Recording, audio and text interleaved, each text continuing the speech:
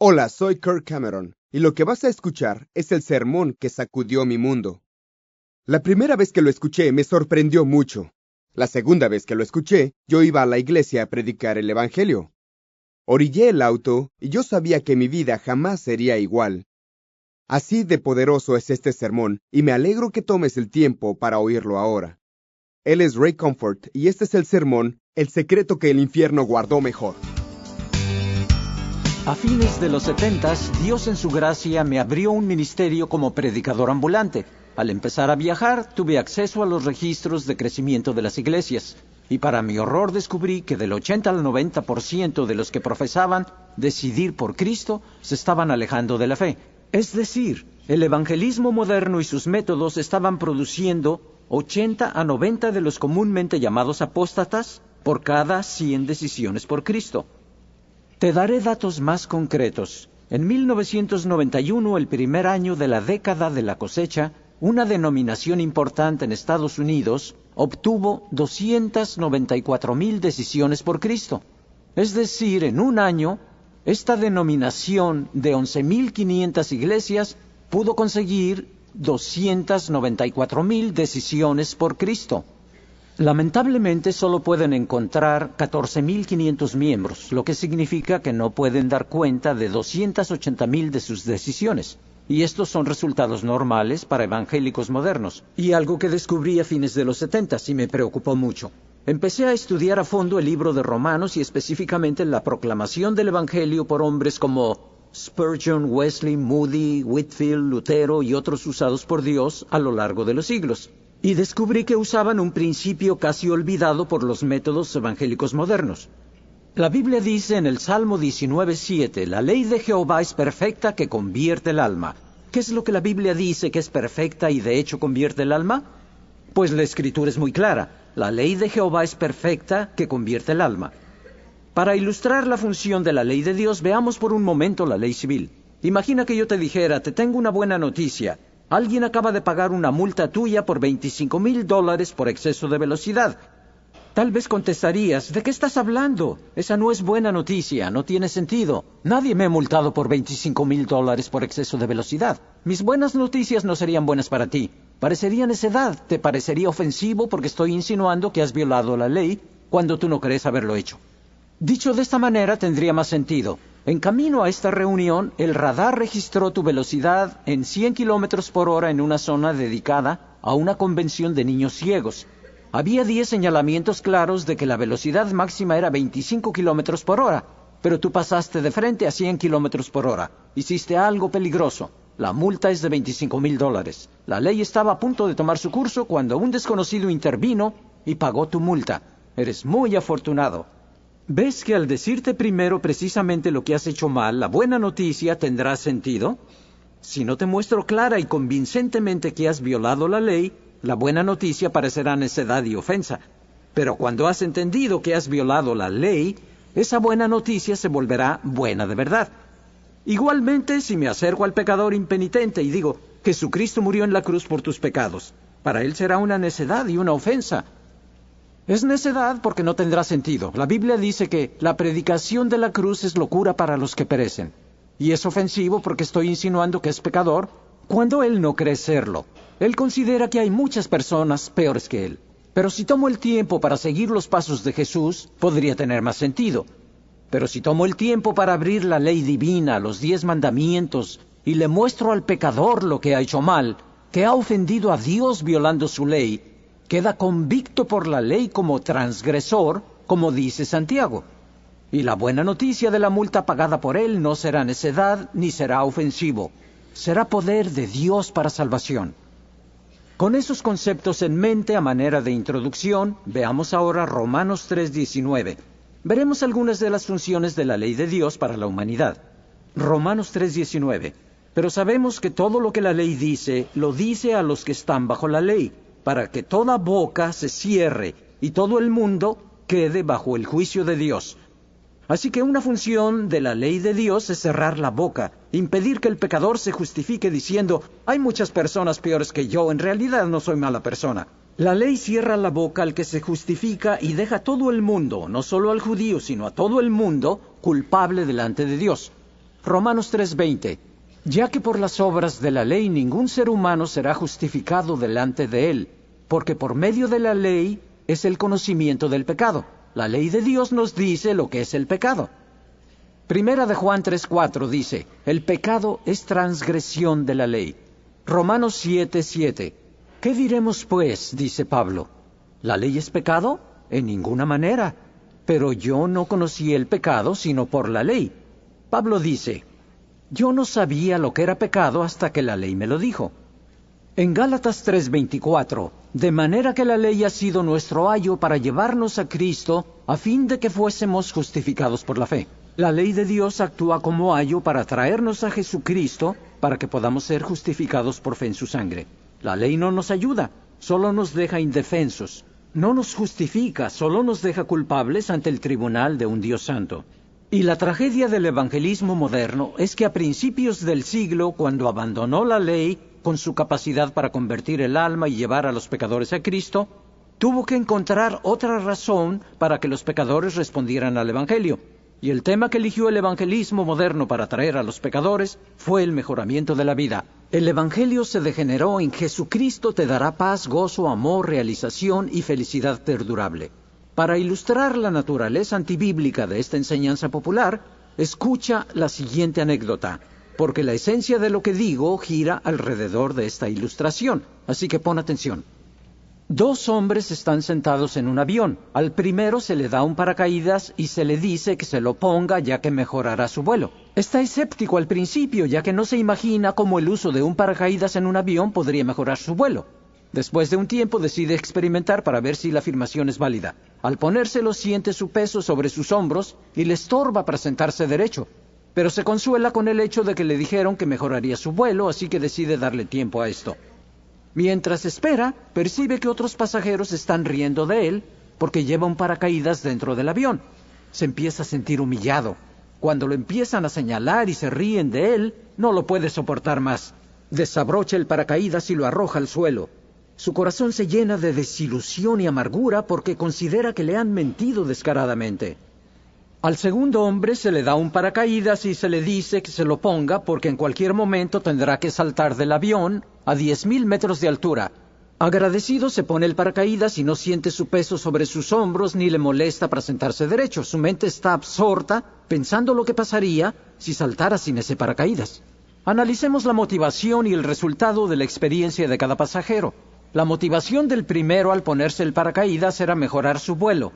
El resultado fue que se sintió humillado por los pasajeros, estaba desilusionado y algo amargado contra los que le dieron el paracaídas. Por lo que a él toca pasará mucho tiempo antes de que alguien le vuelva a poner una de esas cosas en la espalda. El segundo hombre se puso el paracaídas solo para escapar del salto que le esperaba. Y sabiendo lo que le pasaría si saltaba sin él, tiene un profundo gozo y paz en su corazón al saber que está a salvo de una muerte segura. Este conocimiento le da la capacidad para resistir las burlas de los pasajeros. Su actitud hacia quienes le dieron el paracaídas es de profunda gratitud. Escucha lo que dice el Evangelio moderno. Ponte al Señor Jesucristo, Él te dará amor, gozo, paz, realización y felicidad perdurable. O sea, Jesús mejorará tu vuelo. El pecador responde y de manera experimental se pone al Salvador para ver si las promesas son ciertas. ¿Y qué recibe? La tentación, tribulación y persecución prometidas. Los otros pasajeros se burlan de él. ¿Qué hace entonces? Se despoja de Jesucristo, está ofendido por causa de la palabra, está desilusionado y algo amargado, y con justa razón. Se le prometió paz, gozo, amor, realización y felicidad perdurable, y lo que obtuvo fueron pruebas y humillación. Su amargura se dirige contra los que le dieron las llamadas buenas noticias. Su postrer estado es peor que el primero, otro apóstata, inoculado y amargado. En lugar de predicar que Jesús mejora el vuelo, debemos advertir a los pasajeros que deben saltar del avión, que está establecido para el hombre que muera una vez y después el juicio. Y cuando un pecador entiende las consecuencias de violar la ley de Dios, abrazará al Salvador para escapar de la ira venidera. Y si somos testigos fieles y verdaderos, eso predicaremos. Que viene la ira, que Dios ordena que todos los hombres en todo lugar se arrepientan. ¿Por qué? Porque Él estableció un día en el que juzgará al mundo con justicia. No se trata de felicidad, sino de justicia. No importa que un pecador esté muy feliz, que esté disfrutando de los placeres temporales del pecado. Sin la justicia de Cristo, perecerá en el día de la ira. Las riquezas para nada aprovechan en el día de la ira, pero la justicia libra de la muerte. Paz y gozo son frutos legítimos de la salvación, pero no es legítimo usar estos frutos como cebo para la salvación. Si lo seguimos haciendo, los pecadores responderán con motivaciones impuras y sin arrepentimiento. ¿Recuerdas por qué el segundo pasajero tenía gozo y paz en su corazón?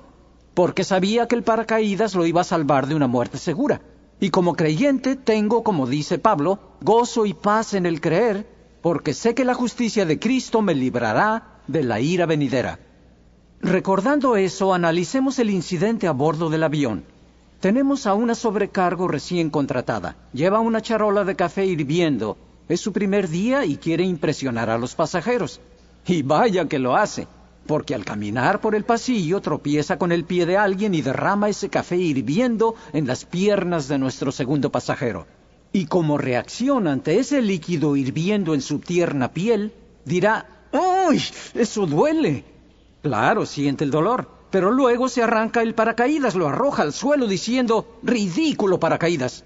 No, ¿por qué hacer eso? No se puso el paracaídas para mejorar su vuelo, se lo puso para salvarlo del salto venidero. En todo caso, el incidente con el café caliente hace que se aferre más al paracaídas, e incluso anhele el salto.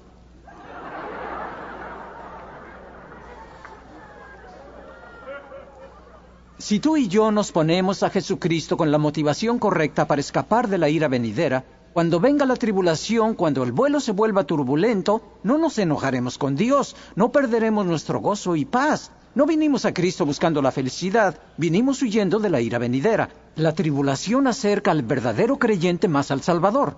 Pero tristemente tenemos miles de cristianos profesantes que pierden su gozo y paz cuando el vuelo se vuelve turbulento. Son producto de un evangelio centrado en el hombre. Vinieron sin arrepentimiento, sin el cual no se puede ser salvo. Hace poco estuve ministrando en Australia, una isla pequeña cerca de la costa de Nueva Zelanda. Prediqué sobre el pecado, la ley, justicia, santidad, juicio, arrepentimiento e infierno. No me vi arrollado por la cantidad de gente que deseaba dar su corazón a Cristo. El ambiente se puso muy tenso. Después de la reunión dijeron que había un joven que quería entregar su vida a Cristo. Fui allá y encontré a un joven que no podía repetir la oración del pecador porque lloraba profusamente. Para mí era tan alentador porque por muchos años padecí la enfermedad de frustración evangélica. Deseaba tanto que los pecadores respondieran al Evangelio que prediqué un mensaje centrado en el hombre, que esencialmente era este: jamás tendrás verdadera paz sin Cristo. Tienes un vacío en tu corazón que solo Él puede llenar. Yo predicaba a Cristo y el arrepentimiento. Un pecador respondía a la invitación y yo pensaba: oh no, este quiere entregar su corazón a Cristo y hay un 80% de posibilidades de que apostatará. Y estoy cansado de apóstatas. Más vale que me asegure de que va en serio, que de verdad es sincero. Así que me acerqué a él con un espíritu de Gestapo. Lo abordaba y le decía: ¿qué es lo que quieres? Estoy aquí para hacerme cristiano. ¿Lo dices en serio? Y dijo: sí, supongo. Está bien, oraré contigo, pero más te vale que sea en serio y de todo corazón. Y él dijo: está bien, está bien. Repite esta oración con toda sinceridad después de mí y de verdad que sea de todo corazón. Asegúrame que lo dices en serio. Dios mío, soy un pecador. Él decía: Dios mío, soy un pecador. Y yo pensaba: ¿por qué no habrá evidencia visible de contrición, de que este hombre sienta remordimiento interno por sus pecados? Y si yo pudiera ver su motivación, hubiera sabido que era 100% sincero. Su decisión era de todo corazón. Él quería probar esa cosa de Jesús para ver si podía sacarle provecho. Había probado el sexo, drogas, materialismo y licor. ¿Por qué no probar el cristianismo para ver si es lo que dicen los cristianos? Paz, gozo, amor, realización y felicidad. No huía de la ira venidera porque nadie le había dicho que existiera. Había una omisión de mi mensaje. Él no estaba quebrantado ni contrito porque el pobre ignoraba lo que era el pecado. ¿Recuerdan Romanos 7:7? Pablo dijo: yo no conocí el pecado sino por la ley. ¿Cómo puede un hombre arrepentirse si no sabe qué es el pecado? Cualquier arrepentimiento sería lo que llamo arrepentimiento horizontal. Se acerca porque les ha mentido a los hombres y les ha robado. Pero cuando David pecó con Betsabé, violó los 10 mandamientos y codició la esposa de su prójimo, vivió una mentira, cometió adulterio, homicidio, deshonró a sus padres y a Dios. No dijo: he pecado contra el hombre, dijo: contra ti solo he pecado y he hecho lo malo delante de tus ojos. Cuando José fue tentado sexualmente dijo, ¿cómo pues haría yo este grande mal y pecaría contra Dios? El hijo pródigo dijo, he pecado contra el cielo. Pablo predicó arrepentimiento y la Biblia dice, la tristeza que según Dios produce arrepentimiento, y cuando el hombre no entiende que su pecado es vertical, se acercará con un mero arrepentimiento horizontal, superficial, experimental, y se apartará cuando venga la tribulación, la tentación y la persecución. A.B. Earl dijo, he visto en mi larga experiencia que las más severas amenazas de la ley de Dios ocupan un lugar importante en el proceso de conducir a los hombres a Cristo. Tienen que verse a sí mismos como perdidos antes de clamar misericordia. No escaparán del peligro mientras no lo vean. Si intentas salvar a un hombre que se está ahogando cuando él no lo cree, no estará muy contento contigo. Lo ves nadando en el agua y piensas, se está ahogando. Te arrojas al agua, lo arrastras a la orilla sin decirle nada. No va a estar muy contento contigo. No deseará ser rescatado mientras no comprenda que está en peligro. No escaparán del peligro mientras no lo vean. Si vinieras a decirme, oye rey, este es un remedio para la enfermedad de la quejidosis. Vendí mi casa para juntar el dinero para conseguir este remedio y te lo estoy regalando. Yo tal vez reaccionaría así. ¿Qué? ¿Remedio para qué? ¿Quejidosis? ¿Vendiste tu casa para conseguir el dinero para este remedio? ¿Y me lo estás regalando? Gracias a Dios, este tipo está loco. Tal vez así reaccionaría. Si vendiste tu casa para tener dinero para un remedio para una enfermedad desconocida y me lo regalas, yo pensaría que eres muy raro. Pero si me dijeras, Rey, tienes quejidosis crónica, veo 10 síntomas concluyentes en tu piel, vas a estar muerto en 2 semanas. Si yo me convenzo de que tengo la enfermedad, los síntomas son tan evidentes y dijera, oh, ¿qué debo hacer? Y luego me dijeras, no te preocupes, hay un remedio para la quejidosis crónica. Yo vendí mi casa para conseguir el dinero para obtener este remedio y te lo regalo. Yo no voy a menospreciar tu sacrificio, lo voy a agradecer y lo voy a aceptar. ¿Por qué? Porque he visto la enfermedad y puedo apreciar el remedio. Y tristemente lo que sucede en el mundo occidental es que hemos predicado el remedio sin antes convencer de la enfermedad. Hemos predicado un evangelio de gracia sin antes convencer a los hombres de que han violado la ley y consecuentemente casi todas las personas a las que les comparto el evangelio han nacido de nuevo 6 o 7 veces. Les digo, debes entregar tu vida a Cristo. Hice eso cuando tenía 7, 11, 16, 23, 25 años. Es obvio que el tipo no es cristiano, es fornicario y blasfemo porque cree que es salvo porque nació de nuevo. ¿Qué sucede? Está usando la gracia de nuestro Dios como ocasión para la carne. No aprecia el sacrificio. Para él nada tiene de malo pisotear la sangre de Cristo. ¿Por qué? Porque nunca se ha convencido de la enfermedad para apreciar el remedio. El evangelismo bíblico siempre, sin excepción, presenta la ley al soberbio y la gracia al humilde. Jamás verás a Jesús presentando el evangelio, las buenas nuevas, la cruz, la gracia de nuestro Dios, a la persona arrogante, soberbia, farisaica.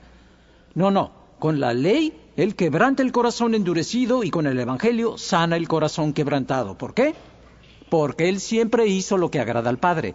Dios resiste a los soberbios y da gracia a los humildes. La Escritura dice, abominaciones a Jehová todo altivo de corazón. Jesús dijo para quienes el evangelio dijo, el Espíritu del Señor está sobre mí por cuanto me ha ungido para dar buenas a los pobres, los quebrantados de corazón, los cautivos, los ciegos. Son declaraciones espirituales.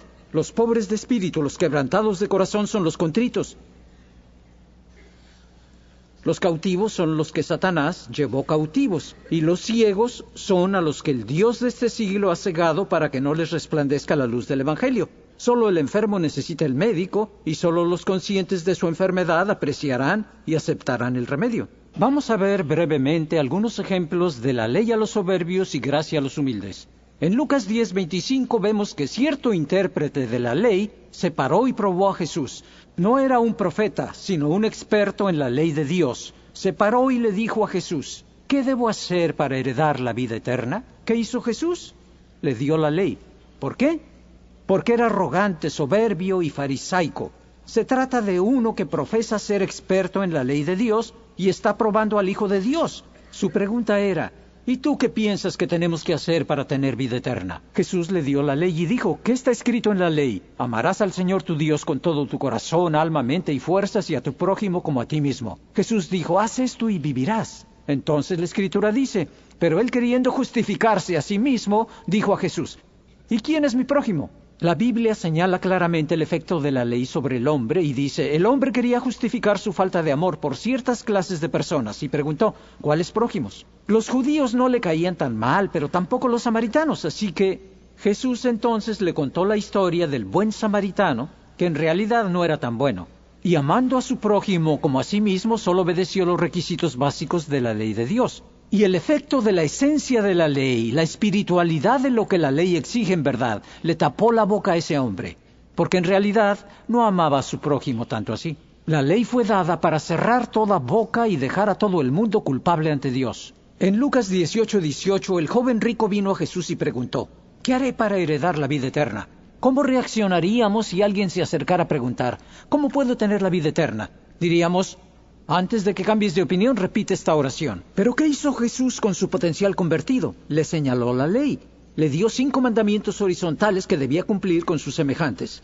Y cuando el hombre contestó, los he guardado desde mi juventud, Jesús dijo, una cosa te falta, y usó la esencia del primero de los mandamientos. Yo soy el Señor tu Dios, no tendrás dioses ajenos delante de mí, para mostrarle que su Dios era su dinero, y no puede servir a Dios y al dinero. La ley para los soberbios. Luego vemos la gracia conferida al humilde en el caso de Nicodemo, un líder de los judíos y maestro en Israel. Estaba bien instruido en la ley de Dios. Era humilde porque vino a Jesús y reconoció la deidad del Hijo de Dios, un líder en Israel. Sabemos que veniste de Dios porque ningún hombre puede hacer estas señales si no está Dios con él.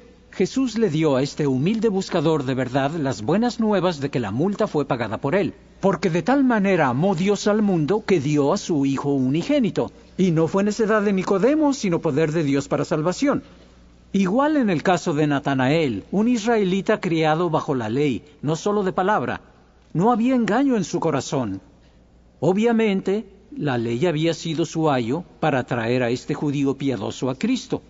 Igual con los judíos en el día de Pentecostés. Eran judíos devotos, piadosos, que por tanto comían, bebían y dormían con la ley de Dios. Matthew Henry, el comentarista bíblico, dijo que estaban juntos el día de Pentecostés para celebrar la entrega de la ley de Dios en el monte Sinaí. Y cuando Pedro se paró para predicarles a estos judíos, no predicó ira. La ley produce ira y sabían eso. No predicó justicia ni juicio. Solo les dio las buenas noticias de que la multa había sido pagada por ellos. Les remordió la conciencia y clamaron, varones, hermanos, ¿qué haremos? La ley era un ayo para llevarlos a Cristo para que pudieran ser justificados por fe en su sangre. Como dijo el himnólogo, por la Biblia miro que pequé y su ley divina quebranté. Mi alma entonces contempló por fe al Salvador. Primera de Timoteo 1:8 dice, pero sabemos que la ley es buena si uno la usa legítimamente con los fines para la que fue diseñada. La ley de Dios es buena si se usa legítimamente para lo que fue diseñada. ¿Para qué fue diseñada? Este versículo lo dice. La ley no fue dada para el justo, sino para los transgresores. Y los enumera. Sodomitas y fornicarios. Si quieres conducir a un homosexual a Cristo, no discutas con él respecto a su perversión. Te estará esperando con los guantes de box puestos. Dale los 10 mandamientos. La ley fue hecha para los homosexuales. Muéstrale que está condenado, aparte de su perversión. Si quieres conducir a un judío a Cristo, aplícale el peso de la ley y que prepare su corazón para la gracia. Si quieres conducir a un musulmán a Cristo, dale la ley de Moisés y despójalos de su justicia propia para conducirlos al pie de la cruz ensangrentada. Aceptan a Moisés como profeta. Oí de un musulmán que leía nuestro libro, El secreto que el infierno guardó mejor, y Dios lo salvó con solo leer ese libro. ¿Por qué? Porque la ley de Jehová es perfecta. Recuerda a la mujer que cometía adulterio violando el 7º mandamiento. La ley pedía su sangre y se encontraba entre la espada y la pared. No tenía más recurso que arrojarse a los pies del Hijo de Dios pidiendo misericordia. Y esa es la función de la ley de Dios. Pablo habló de estar encerrado bajo la ley condena. Dirás, no puedes condenar a los pecadores. Hermanos, ya están bajo condenación. Juan 3:17, el que no cree ya ha sido condenado. Lo único que hace la ley es mostrarle su verdadero estado. Damas, ustedes se identificarán con esto. Necesitas sacudir el polvo de la mesa de centro, así que lo limpias con el sacudidor. Ha desaparecido todo el polvo, luego corres la cortina y entra la luz matinal del sol. ¿Qué ves sobre la mesa? Polvo. ¿Qué ves en el aire? Polvo. ¿La luz creó ese polvo? No, la luz solo mostró el polvo. Y cuando corremos la cortina del lugar santísimo y dejamos entrar la luz de la ley de Dios para iluminar el corazón del pecador, lo único que sucede es que se aprecia como es. El mandamiento es lámpara y la ley es luz. Por eso Pablo dijo, por la ley es el conocimiento del pecado. Por eso dijo, por el mandamiento el pecado se volvió sobremanera pecaminoso. En otras palabras, la ley le mostró el pecado como realmente es. Normalmente en esta etapa de la enseñanza repaso los 10 mandamientos uno por uno, pero lo que haré es compartirles cómo testifico personalmente porque creo que será más provechoso. Yo creo fuertemente en seguir los pasos de Jesús. Jamás me acercaría a una persona para decirle, Cristo te ama. Es totalmente antibíblico, no existe antecedente para esto en la Escritura. Tampoco le diría a alguien, quisiera hablar contigo de Jesucristo. ¿Por qué?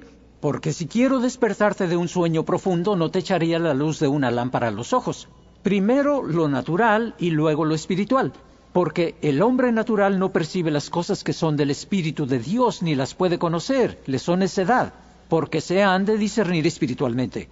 En Juan 4 está el precedente bíblico para el testimonio personal, el ejemplo de Jesús con la mujer en el pozo. Comenzó con lo natural y viró hacia lo espiritual. Trajo convicción usando el 7º mandamiento y se reveló como el Mesías. Así que si encuentro a alguien, le hablo acerca del clima o de los deportes. Dejo que se sientan cómodos para conocernos. Una que otra broma y luego paso de lo natural a lo espiritual.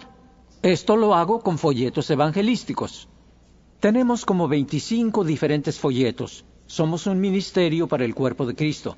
Hemos imprimido millones de folletos y nuestros folletos son novedosos. Si los usas, necesitas tener muchos porque la gente te perseguirá para pedirte más.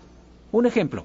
Este es nuestro folleto de ilusión óptica. ¿Cuál se ve más grande? Si alcanzas a ver esto. ¿El rosa se ve más grande? ¿Ven eso?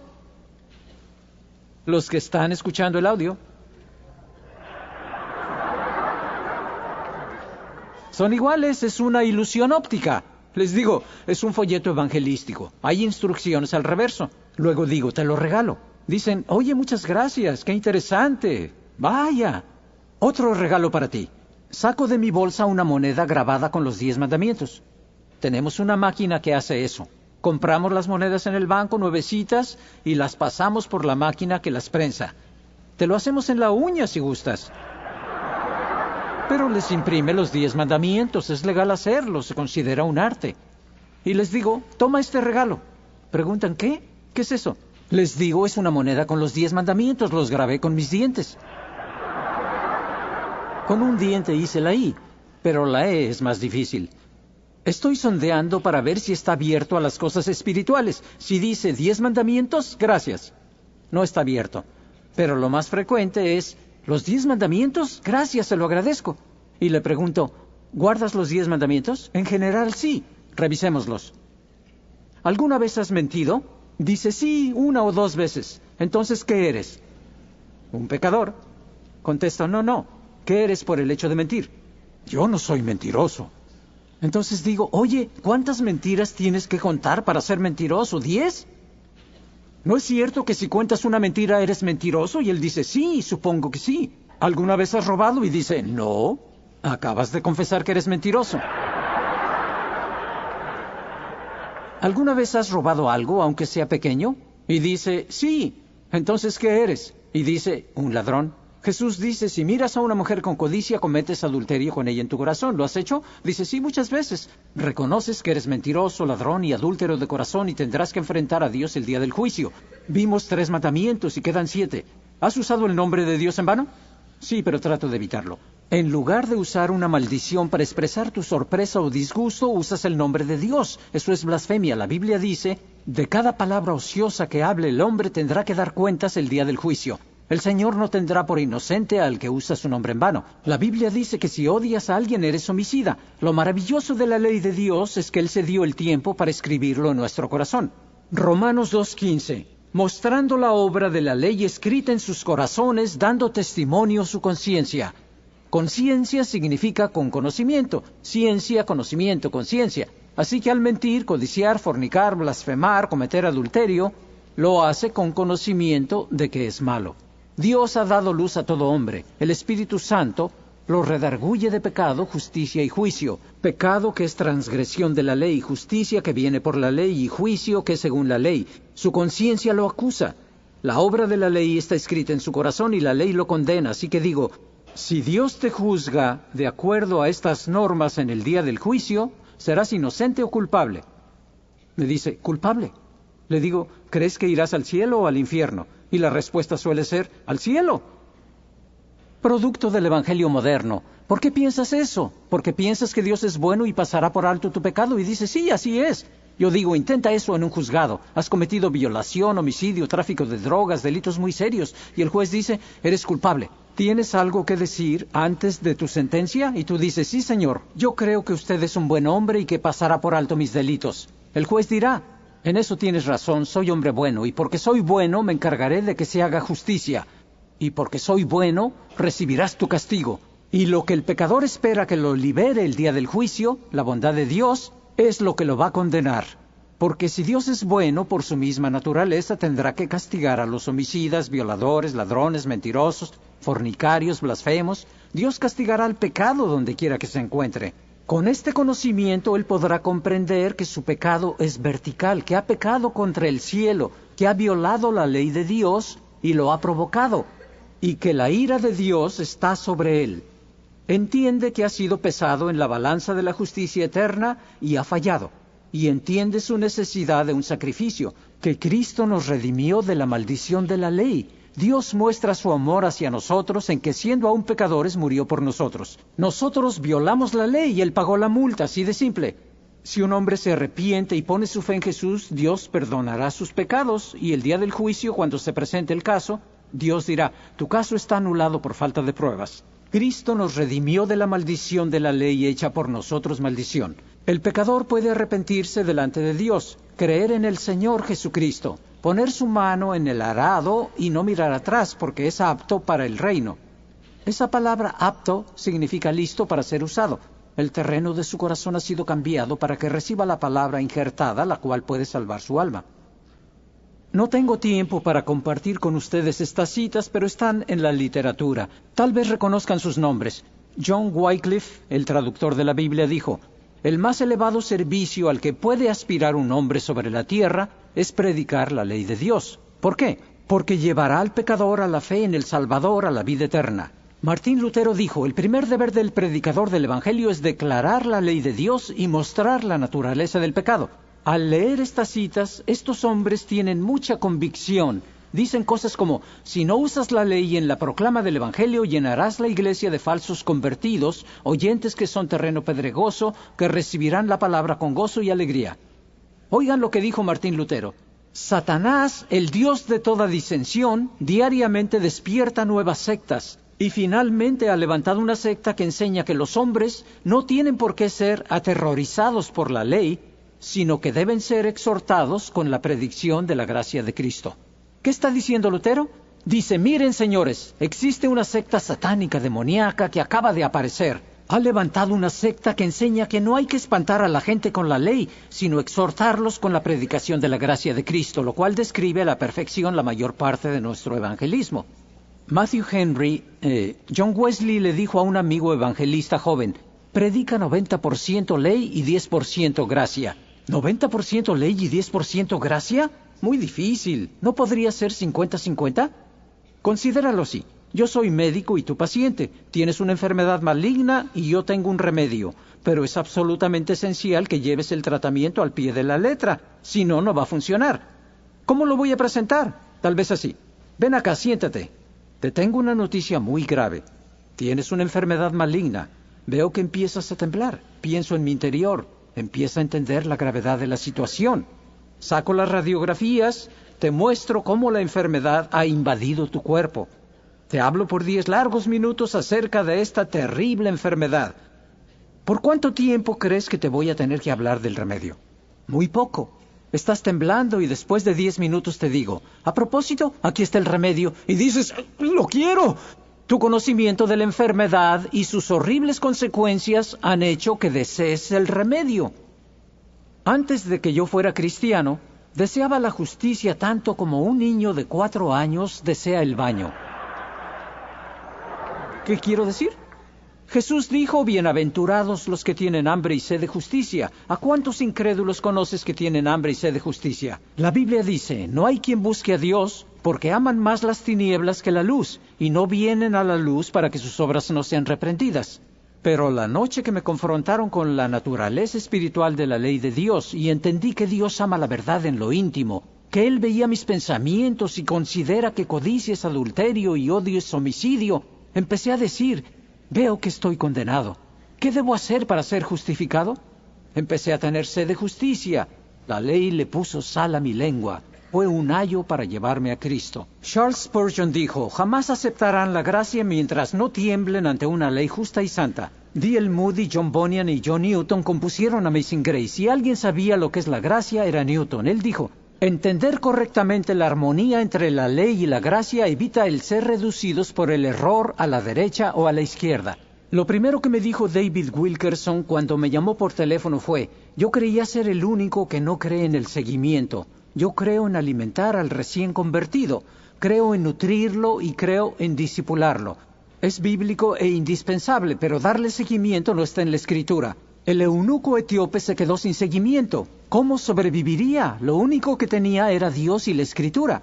Déjenme explicar el seguimiento. El seguimiento se hace cuando conseguimos decisiones, ya sea por una cruzada o por la iglesia local, y tomamos obreros del campo que de por sí son pocos, y les encargamos la desalentadora tarea de perseguir estas decisiones para asegurar que sigan caminando con Dios. Esto equivale a la poca confianza que tenemos en el poder de nuestro mensaje y en el poder de Dios para guardarlos. Si Dios los ha salvado, Él los ayudará. Si han nacido de Dios, jamás perecerán. Si Él inició una buena obra en ellos, la perfeccionará. Si Él es el autor de su fe, la consumará. Él salva a los que se acercan a Dios, los guarda sin caída y los presenta sin mancha ante su presencia. Jesús dijo, nadie los arrebatará de la mano de mi Padre. El problema es que Lázaro tiene 4 días de muerto. Podemos entrar a su tumba, arrastrarlo fuera, podemos apoyarlo, abrirle los ojos, pero apesta. Necesita oír la voz del Hijo de Dios. El pecador tiene 4 días muerto en sus pecados. Podemos decirle, repite esta oración, pero aún le falta oír la voz del Hijo de Dios o no habrá vida en él. Y lo que prepara el oído del pecador para escuchar al Hijo de Dios es la ley. Es un ayo para llevarlo a Cristo para que pueda ser justificado por su fe. La ley funciona, convierte al alma y hace de la persona una nueva creación en Cristo. Las cosas viejas pasan y todas las cosas son hechas nuevas. Así que búscate un pecador y experimenta con él. No me refiero a la predicación fogosa sobre el infierno. La predicación fogosa sobre el infierno producirá convertidos atemorizados. El uso de la ley de Dios producirá convertidos arrepentidos. Un hombre viene a Cristo porque quiere escapar de las llamas del infierno, pero en su corazón piensa que Dios es severo e injusto. Como no se ha usado la ley para mostrarle la naturaleza excesivamente pecaminosa de su pecado, no cree que el infierno sea justamente lo que merece. Por tanto, no entiende ni la misericordia ni la gracia y por eso no está agradecido con Dios por su misericordia. Y la gratitud es la principal motivación para el evangelismo. No habrá ningún celo evangelístico en el corazón del falso convertido. Pero otro hombre viene a Cristo sabiendo que ha pecado contra el cielo y que los ojos de Dios ven lo bueno y lo malo y Dios ha visto la oscuridad como si fuera la más pura luz, ha visto sus pensamientos. Si Dios en su santidad el día de la ira manifiesta todos los pecados secretos de su corazón, sus hechos en las tinieblas, todas las pruebas de su culpa, como una cosa inmunda, Dios lo lanzará al infierno y sería justo. Pero en lugar de justicia le da misericordia, le muestra su amor en que siendo aún pecador, Cristo murió por él. Él se postra de rodillas y dice, Dios mío, si tú has hecho eso por mí, yo haré lo que sea por ti. Me deleito en hacer tu voluntad, oh Dios, tu ley está grabada en mi corazón. Y como el hombre que sabía que tenía que pasar por la puerta y enfrentar la ley de la gravedad, jamás se quitaría su paracaídas, porque su vida dependía de él, así el que viene al Salvador sabiendo que tiene que enfrentar a un Dios santo el día de la ira, jamás dejaría la justicia de Dios en Cristo, porque su vida misma depende de ella.